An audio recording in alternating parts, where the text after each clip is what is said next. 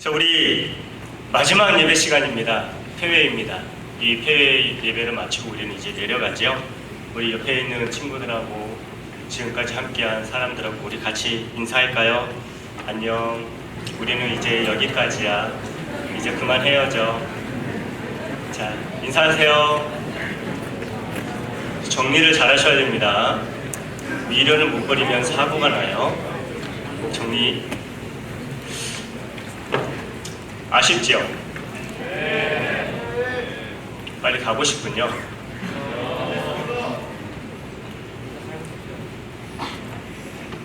우리가 아쉬움이 크고 미련이 많이 남는 거는요, 그만큼 좋은 기억이 있고 많은 추억이 있고 더 많이 좋았기 때문이죠. 수련의 기간 많이 좋았을 줄 믿습니다. 목사님도 정말 좋았어요. 송진영 목사님의 말씀도 참 은혜로웠고, 그리고 찬양의 시간, 기도의 시간 전부 다 좋았습니다. 참 감사했습니다. 너무나도 좋은 시간, 이 영적으로 충만하게, 그렇기 때문에 이제 주변에서 좋은 사람들 이 헤어짐이 사실 많이 아쉬울 수 있습니다. 그리고 아쉬운 마음이 들어야 됩니다. 그 마음에 우리 내년에 또 여기서 모여야 돼요. 여름에도 모셔야 됩니다. 아셨죠?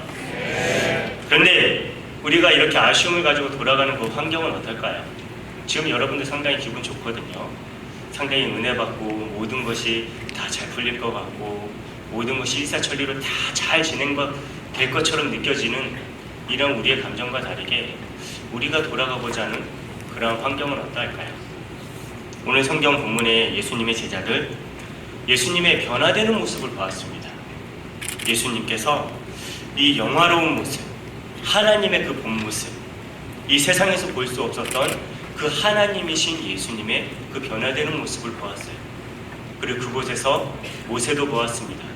엘리야도 보았습니다. 너무나도 충격적인 것을 보았습니다. 황홀함에 빠졌습니다. 그래서 초막 셋을 짓고 우리가 이곳에서 보필을 할 테니까 우리 이곳에서 영원히 삽시다 라고 베드로, 안드레, 요한이 직접적으로 이야기를 하는 거예요. 그럴 때 예수님께서 예수님의 십자가의 사역, 구원의 사역을 위해서 내려오도록 말씀을 하셨지요. 그런데 이렇게 정말 황홀함과 은혜 가운데 처해 있던 그런 환경에서 내려오자마자 제자들이 부딪힌 환경은 가히 충격적이었습니다. 오늘 본문의 말씀을 통해서 우리는 우리가 이 수련회를 마치고 돌아가는 그 환경이 어떠한지, 그리고 그곳에서 우리는 어떻게 삶을 살아야 하는지 한번 상고하면서 어떤 신앙의 에세츠 운동원들로 우리가 삶을 살아갈지 함께 은혜 나누기를 원합니다. 수련회를 마치고 내려가는 우리의 환경은요, 죄악으로 인해서 혼란 그 자체인 그곳입니다. 본문 마태복음 17장 15절에서 17절, 주여 내 아들을 불쌍히 여기소서. 그가 간질이 심해 고생하여 자주 불에도 넘어지고 물에도 넘어지는지라. 내가 주의 제자들에게 데리고 왔으나 능히 고치지 못하더이다. 예수께서 대답하여 이르시되 믿음이 없고 패역한 세대여, 내가 얼마나 너희와 함께 있으며 얼마나 너희에게 참으리요. 그를 이리로 데려오라 하시니라 말씀하였습니다. 예수님께서 산에서 영화로운 모습으로 변화하시고 모세와 엘리야와 더불어서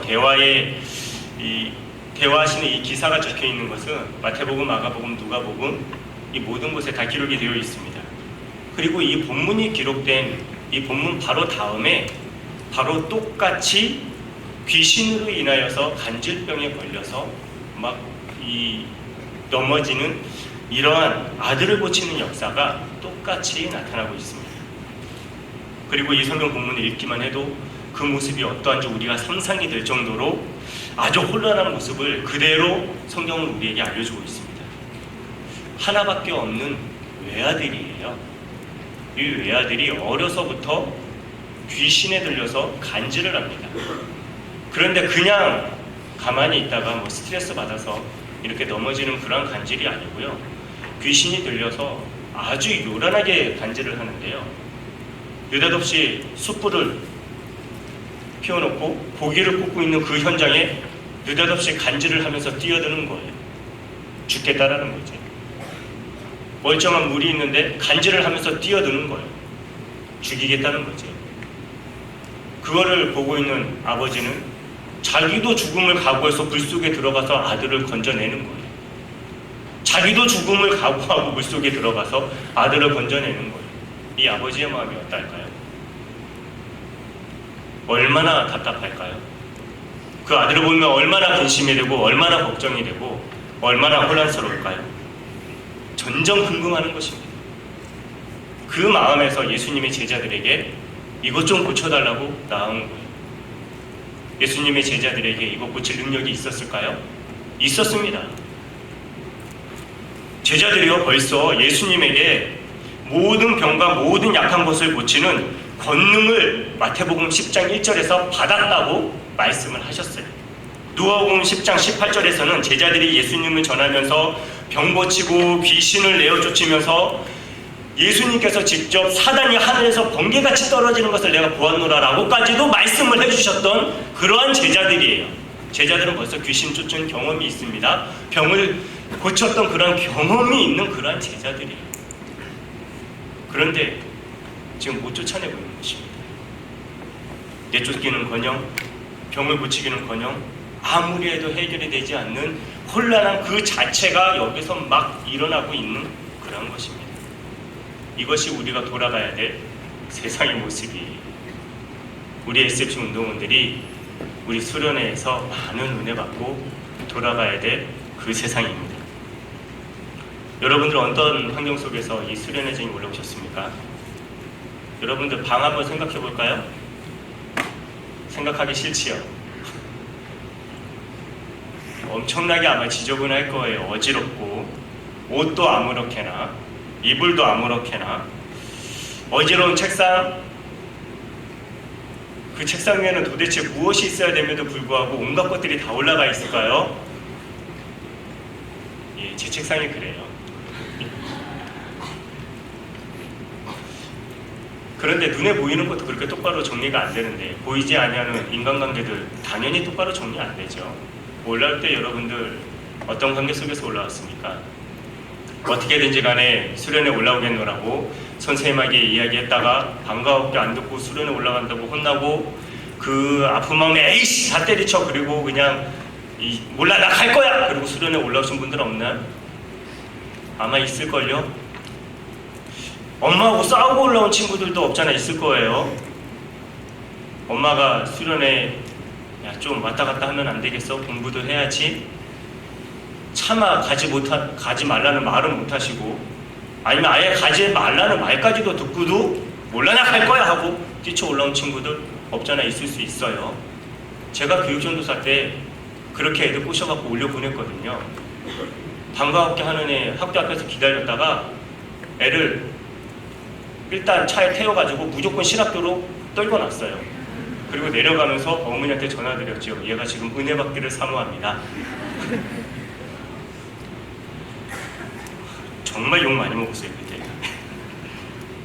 그런데요, 우리가 돌아가야 될 환경이 이렇게 어지러운 상황 속에서 우리가 수련에 올라왔는데 우리가 이렇게 은혜 받고 딱 내려가면 그 모든 것들이 잘 해결되어 있으면 좋은데 안타깝게도 더 꼬이면 더 꼬여 있지 해결되어 있지 않습니다. 우리는 그 현장으로 내려갑니다. 어저께 밤 3시, 새벽 3시까지 노셨죠? 피곤하시죠? 지금도 피곤하실 거예요. 그래서 설교 최대한으로 빨리 끝낼 거예요. 그러니까 집중하세요. 그런데 이렇게 피곤한데 내려가서는 위원들은 또 어떻게 해요? 짐 좀 정리해야죠? 주일 준비도 조금씩 해야죠? 그리고는 집에 가요? 피곤하죠? 한쪽에 처박혀서 잠을 자요? 엄마가 와서 등짝을 팍 때리죠? 잠이 오니? 네가 지금까지 수련회 간다고 공부를 얼마나 안 했는데 잠이 와? 그러면은 등짝 맞고 일어나면서 에이씨 짜증이 확 밀려 올라오죠? 공부하려고 앉아요? 공부가 됩니까? 머리 벅벅 끓고 있는데 잠깐 지금 몇 시야 하고 시계를 보니까 금요기도에 갈 시간이 지났어요. 너무 숙면을 취하셔가지고 엄마가 씻고 자라고 깨운 거였어. 알고 보니까 한 10시쯤에 수련회 때 은혜 받고 정말 신앙생활 열심히 해보겠노라고 작정하고 내려갔는데 내려가자마자 자고 일어나니까 금요기도 시간이 지났네요. 알람은 왜 하는 거야? 알람 처음부터 안 맞춰놓고 괜히 짜증내죠? 그리고 엄마한테는 왜 지금 깨웠냐고 짜증내죠? 그러면서 우리가 지금까지 받은 은혜를 한 방에 다 잊어버리는 경우들이 참 많아요. 우리 그러면 안 돼요. 그럼에도 불구하고 실질적으로 우리의 삶이 그렇잖아요. 우리가 내려가야 되는 환경입니다. 우리는요, 철저히 하나님의 형상으로 창조받았음에도 불구하고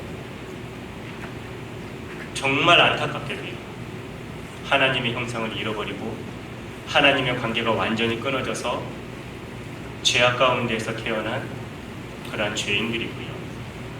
우리가 살아가는 그러한 환경조차도 이렇게 하나님의 형상을 잃어버린 사람의 모습, 그로 인해서 저주받은 이 땅의 모습은 사단이 주관하고 있는 죄악의 세상이라는 거예요.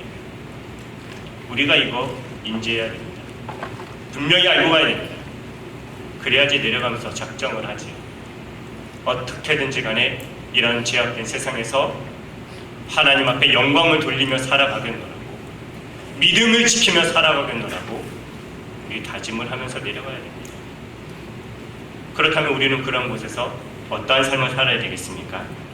마태복음 17장 20절에 이르시되 너희 믿음이 작은 까닭이라 진실로 너희에게 이르노니 만일 너희에게 겨자씨 한 알만큼만 있어도 이 산은 명하여 저리로 옮겨지리라 하며 옮겨질 것이요 또 너희에게 못할 것이 없느니라 라고 말씀하셨습니다. 겨자씨 하늘 말씀하셨는데요, 귀신을 내쫓지 못한 이 제자들이요, 예수님이 귀신을 내쫓아요. 부끄럽지요. 머리 벅벅 긁고 조용히 예수님 앞에 옵니다. 그리고는 예수님, 예전에는 잘 내쫓았는데요, 예전에는 잘 고쳤는데요, 왜 못 고칠까요? 왜 귀신을 못 물리칠까요? 묻습니다. 지금 예수님의 변화된 모습을 직접적으로 보고 온 제자들이에요. 예수님의 하나님이심을 완전히 눈으로 확인한 제자예요. 그런데도 불구하고 귀신 못 내쫓고 능력 없는 모습으로 지금 예수님에게 묻는 것입니다. 이때 예수님이 하신 말씀이요, 겨자씨 정말 작아요. 겨자씨를 손 위에 딱 올려놓고 보면은 안 보여요. 제가 예전에 그랬어요. 보니까는요, 솜에 여기 살에 살짝 접혀가지고 씨가 숨었어요. 찾아도 안 보여요. 그렇게 정말 여러분들 지금 눈에 있는 눈꽃만한 그것보다도 더 작은 씨앗이 이 겨자씨예요. 그런데 예수님께서 이 겨자씨만한 믿음만 있었어도 너희가 이 산을 들어 명하여 저리로 옮겨라 해도 갔을 거야. 너희가 겨자씨만한 믿음만 있어도 이거 병 고쳤을 거야. 너희가 겨자씨만한 믿음만 있어도 귀신 내어 쫓았을 거야. 네 믿음이 지금 작은 용보다 겨자씨만큼도 안 되는 그 믿음을 너희가 갖고 있기 때문에, 이 말 무슨 말일까요? 믿음이 작다는 이야기일까요? 없다는 이야기일까요? 없다는 이야기예요. 그래서 아예 누가복음 9장 19절에서는 예수님께서 똑같은 본문의 말씀이에요. 대놓고 예수님께서 이 믿음이 없는 세대여 내가 얼마나 너희와 함께 있으랴라고 믿음이 없다고 아예 혼을 내시는 거예요. 우리 수련회에서 많은 은혜 받았다고 지금 여러분들이 생각하고 있습니다. 예, 많이 받았죠. 그런데 내가 이렇게 큰 은혜 받았음에도 불구하고 믿음이 없을 수 있다는 거, 이거 우리 알아야 합니다. 왜냐하면은요, 지금 운동원들의 여러분들 이러한 때에 믿음 위에 내리는 은혜하고 감정 위에 내리는 감동하고 구분을 못하는 경우들이 너무나도 많기 때문에 그래요. 감동, 아주 닭살이 쫙 돋는 그런 모습들이 우리가 음악 들을 때도 나타나고요, 기가 막힌 강연을 들을 때에도 감동이 일어납니다.